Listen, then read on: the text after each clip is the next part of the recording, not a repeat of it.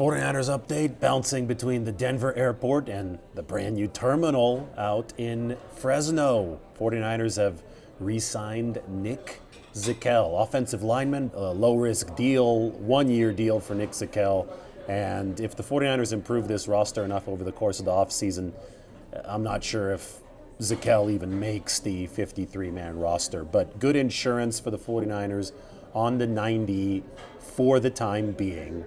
This right here, though, is crazy.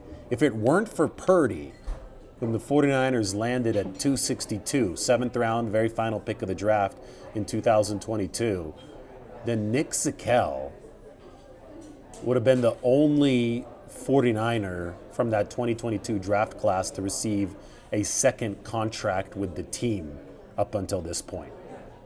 So, I mean, this really just underscores how much Brock Purdy has saved the 49ers. And he saved more than one sketchy draft year, but he definitely saved 2022. Drake Jackson, no longer with the team. Big knee issues for him.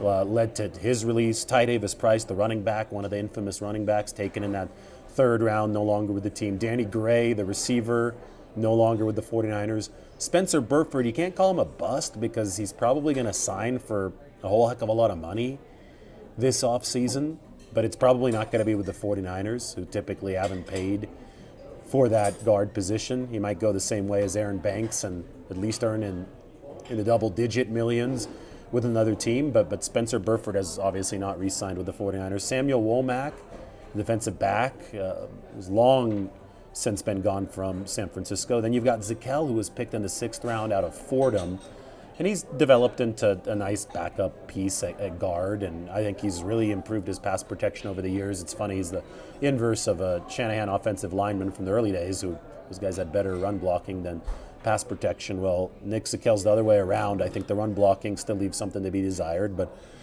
he's a familiar depth piece for the 49ers. He remains on the team. He gets that one-year contract, probably with not a whole heck of a lot guaranteed. Kalia Davis, I think unlikely to re-sign. He's been underwhelming for the 49ers. He was a 6th-round pick alongside Zakelj back in 22. Tariq Castro-Fields, the cornerback out of Penn State, didn't even make the team back in his first year. And then, of course, there's Purdy. That's the crown jewel of the draft class. And it's Purdy and Zakelj who right now are under contract for the 49ers through 2026. The Raiders have a ridiculous initial asking price for Maxx Crosby. Minkah Fitzpatrick might be available to the 49ers. And look, I'm at the new Fresno airport. Beautiful mural. Best little city in the USA. Look, they've even got the citrus there. This is actually the new terminal of the Fresno airport. We can take a walk through it as we talk about Maxx Crosby. The Raiders reportedly want 2 first-round picks and a premium player. So similar to the return that the Cowboys got from the Packers for Micah Parsons. Maxx Crosby's coming off a down year. I think that's a very, very steep asking price coming from the Raiders in this situation. But that is the initial price, and I think they'll get talked down. It's hard to believe a team would be willing to pay that much for Maxx coming off the knee surgery. I think he's still going to command a sizable return since he's under contract for so long. You'd get a lot of team control as an acquiring suitor in this case, but the Raiders will have to settle probably for something a little bit more realistic. I would say no at that price for the 49ers. Now, I think they also need a safety. Look, another shot of downtown Fresno, and this is the United plane that is taking me. They just let me know it has Starlink. So I'm super excited I can upload this video from there. But Minkah Fitzpatrick, he's still only 29. Seems like he's been in the league forever. And if the 49ers feel that that safety position under Raheem Morris, the new defensive coordinator, really needs an upgrade, they can absolutely look into that. Fitzpatrick currently with the Dolphins. Look behind us. Do you see the Allegiant plane? Allegiant Stadium, Raiders, Maxx Crosby. I prefer United though. That's the one that's going to take us to Denver. Then we got to switch and head on over to Nashville. All right, one more idea. This one originates from the city where I'll be next week for the NFL Combine, Indianapolis. Michael Pittman Jr. is rumored to be a potential cap casualty because he's due $29 million from the Colts, and obviously they're trying to re-sign Alec Pierce, and They've got some other expenditures. Daniel Jones, a pending free agent for the Colts. We'll see if they use a franchise tag. But Pittman, I mean, that'd be like a better Jawan Jennings. He's 6'4", but he runs a 4'5" instead of a 4'7".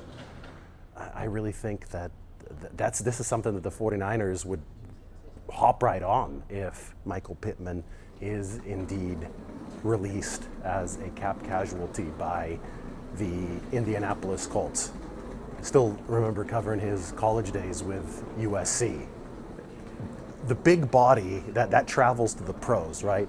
That's something that if he uses it properly, and he has, I mean, he had 80 catches this past season, that's something that can definitely be leveraged. And Brock Purdy throws with such accuracy and such touch that I think he'd be able to take advantage of that. I wrote about the 49ers receiver position this morning in the San Francisco Standard. More on Minkah Fitzpatrick, though. Moving on to the Denver airport. Flight from Fresno went well. This is someone who can play a legit center field for the 49ers. And I don't really think that they've had a ball hawk there since Tashawn Gibson. And Gibson was already in his low to mid 30s at that time. So you knew that wasn't going to last forever. I think they got more from Tashawn Gibson than they thought they would based on the juncture of the career that they signed him in. So Minkah Fitzpatrick is somebody who will turn 30 soon, but isn't as old as Tashawn Gibson was.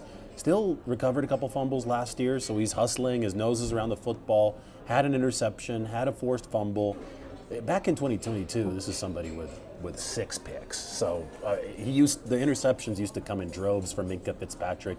I understand that they don't anymore, but he is someone who still scores well across the board, both against the run and against the pass. And, you know, Raheem Morris, as the 49ers defensive coordinator, there might be a philosophical shift with this defense. They've been super linebacker dependent over the years with a little less attention paid to safety. That's why they were unwilling to pay Talanoa Hufanga, for example. Tashawn Gibson, they were able to get him up the scrap heap, and they got a bargain right there. But we haven't seen the 49ers spend big money at safety, where they have invested a ton of resources in linebacker because the defense, as it's been structured since Robert Saleh showed up in 2017, has been dependent on transcendent linebacker play. But Azeez Al-Shire, Dre Greenlaw, the linebacker trio of Warner and those two guys isn't walking back through the door. You've got Warner now, and then you've got a bunch of question marks at linebacker. Raheem Morris has authored so many different schemes as defensive coordinator. Most recently, an Atlanta system that used a lot of 5-1 out of the penny front, which meant that they only really needed one linebacker. They used Christian Ellis over in Atlanta. He has the ability, if the 49ers go this way personnel-wise, to turn this into more of a DB-oriented defense to where they're not as reliant on having a massive amount of talent at that linebacker position.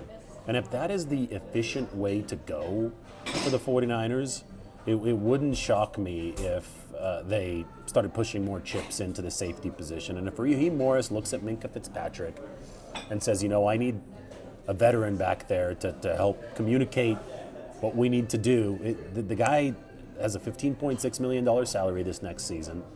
It's high. It's higher than the 49ers have ever paid at safety, but I think it's well within reach for a team that might shift the focal point of its defensive spending further to the defensive backfield.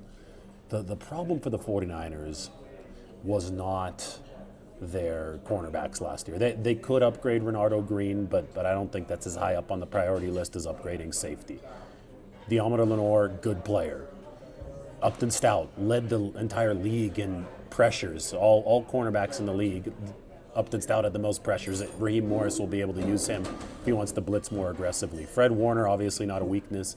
He's expected back. They need to fortify the defensive line. Most importantly, they need to get healthy there. But at safety is that one position where, whether it's Jair Brown not fast enough, Marquise Siegel struggling to play the ball, and he gave up all those yards when he was starting. They hope that he makes the next step this next year, obviously, so you can't count him out. But whether it's that or like I said, Brown or Malik Mustafa coming off the ACL, I mean, there's been one reason or the other why the 49ers have struggled to deliver what they want at safety.